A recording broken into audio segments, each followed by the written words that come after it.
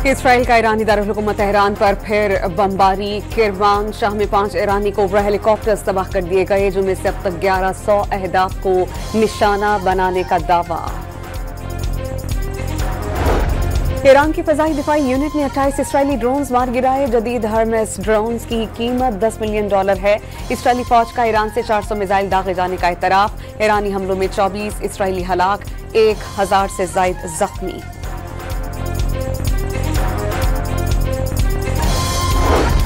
ईरानी कौम किसी सूरत सरेंडर नहीं करेगी। ईरान के सुप्रीम लीडर ने ट्रंप का गैर मस्तूर हथियार डालने का पैगाम मुस्तरद कर दिया। वाज़ेह किया कि अमेरिका की फौजी कार्रवाई के संगीन और नाकाबिल तलाफी नताइज होंगे।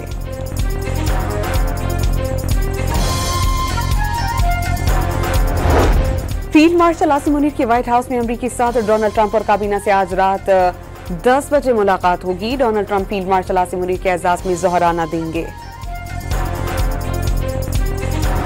और कराची के इलाके गार्डन राम स्वामी के मकीनों का बिजली के अदम फराहमी के खिलाफ एहतजाज।